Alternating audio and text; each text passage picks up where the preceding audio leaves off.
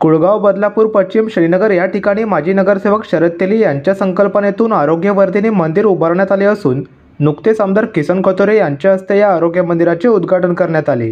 परिसरातील हजारो नागरिकांना या आरोग्य मंदिराचा लाभ घेता येणार असून सर्व वैद्यकीय सेवा या नागरिकांना मोफत उपलब्ध करून देण्यात येणार असल्याची माहिती शरद तेली यांनी दिली आहे।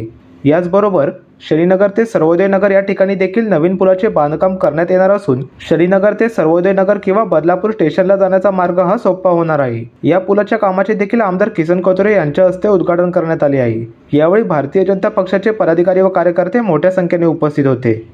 आयुष्यमान आरोग्य मंदिर या माध्यमातून आज इथशी श्रीनगरमध्ये शरद तेली यांच्या वार्डामध्ये आज या दवाखान्याचं उद्घाटन झालं। सर्वसामान्य नागरिकांना त्याचा दिलासा मिळावा ही राज्य सरकारची भूमिका आहे आणि त्याच माध्यमातून हा आयुष्यमान दवाखाना सुरू झालेला आहे।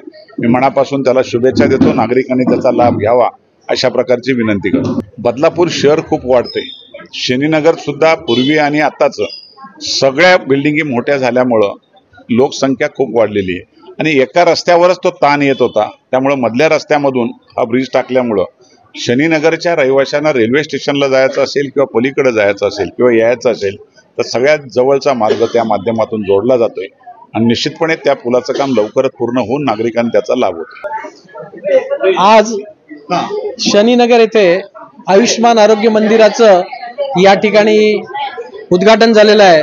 सर्वसामान्य गरीब रुग्णाला जो काही खर्च दवाखान्याचा परवडत नाही, मोफत या ठिकाणी त्यांना औषधं दिली जाणार आहे, मोफत आरोग्य तपासणी करणार आहे।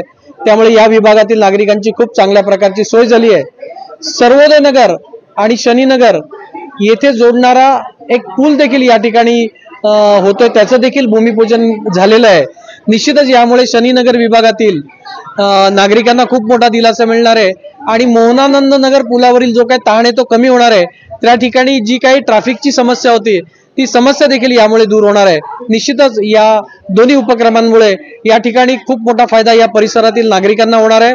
दुसरं, लाडकी बहीण योजनेअंतर्गत माझ्या कार्यालयातून ज्या काही महिलांना जवळजवळ 700 महिलांनी फॉर्म भरले होते, त्यातले 650 महिलांना आतापर्यंत लाडकी बहीण योजनेचा लाभ मिळून त्यांना पैसे त्यांच्या खात्यात जमा झालेत। त्या भगिनी देखील या ठिकाणी आमदार साहेबांना राखी बांधण्यासाठी आलेले आहेत। निश्चित हे देखील काम खूप चांगल्या प्रकारे या ठिकाणी झालेलं आहे। प्रतिनिधी ऋतिकेश रोकडे, लोकपालक न्यूज, बदलापूर।